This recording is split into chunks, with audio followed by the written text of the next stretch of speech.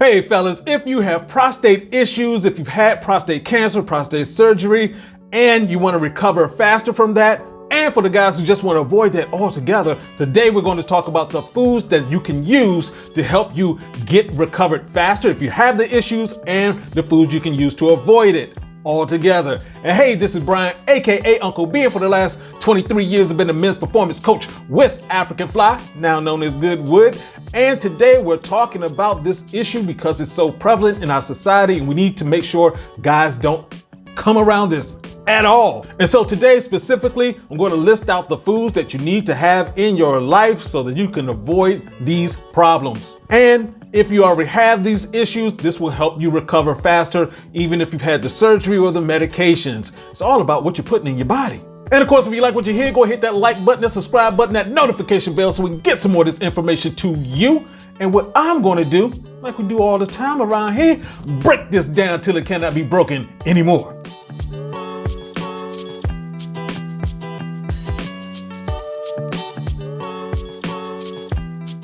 All right, so let's hop into it. Your diet obviously can affect your entire health system, especially when it comes to your prostate. By adding healthy prostate-friendly foods into your diet, you may be able to reduce the risk of these problems and avoid prostate cancer. Prostate cancer is the most common cancer among men in the United States. We're talking about affecting 1 out of 8 guys. And it is the 5th leading cause of death for men. Last video, we talked about prostate issues, prostate cancer, BPH, and its effect on erectile dysfunction and the things you can do about it. So make sure you check that video out. And so this follows on because we have to add the foods that you need to eat in order to avoid all of that. And that's because the high fat, high everything salt, everything high sugar Western diet is messing with us in a huge way. And of course, you do want to see your healthcare provider to make sure you're getting those screenings for prostate issues. Don't just think you're good, make sure you're good. So let's get into it, because first on that list, tomatoes. And that's because tomatoes contain a powerful antioxidant called lycopene. Research from NIH suggests that getting lycopene into your diet is going to reduce the possibility of you getting prostate cancer. Now here's the catch. Because lycopene is tightly bound to the walls on the outside skin of the tomatoes, it's actually a little bit easier if you have the tomatoes cooked or pureed. There you go. Now let's get into broccoli, because that vegetable contains many complex compounds that may help protect some people from cancer.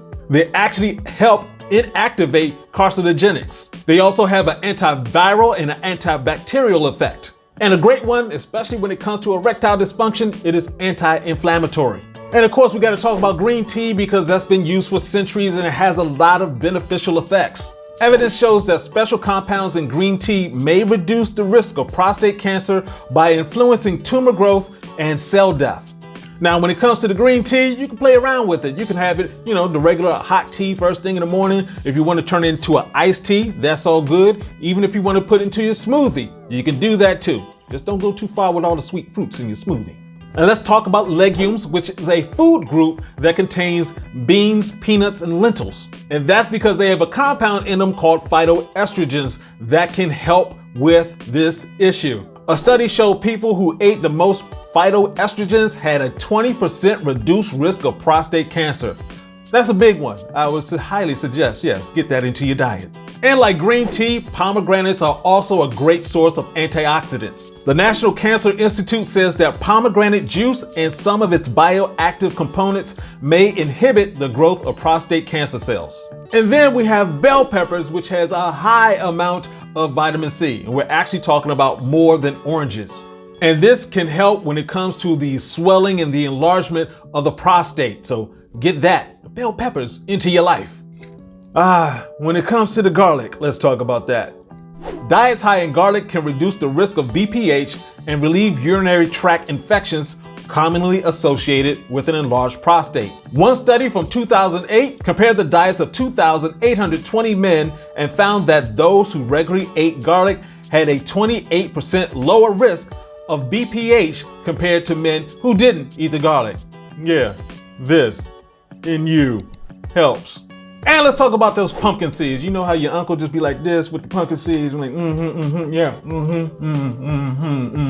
yeah, your uncle was on to something right there. Because pumpkin seeds are known to help the immune system and also help with prostate issues. Patients with chronic prostatitis tend to have low levels of zinc within the prostate or seminal fluid.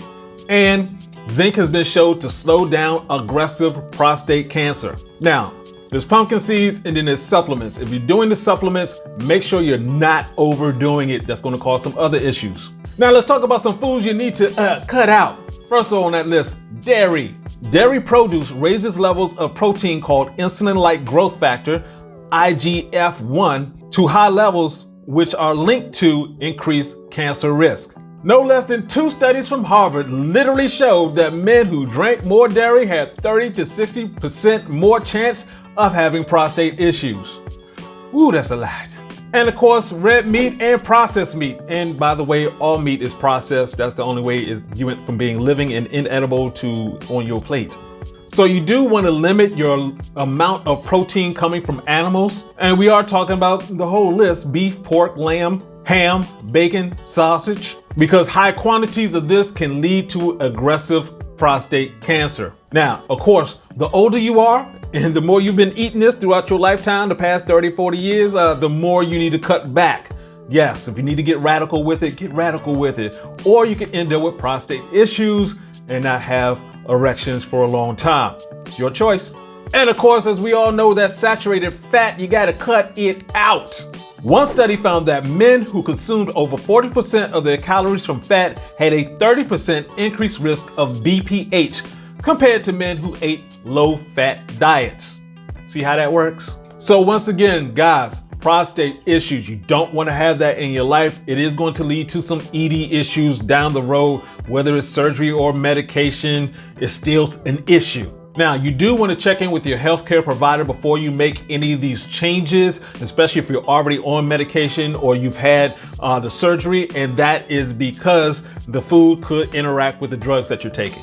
So question of the day, what foods do you eat? What foods are you eating that'll help out with prostate? Are they on this list? If you have some other ones that I haven't mentioned here, let us know in the comment section below. And of course, if you like what you heard, go ahead and hit that like button, that subscribe button, that notification bell so we can get some more of this information to you. And this is Uncle B saying, get your game up and go hard. Peace out.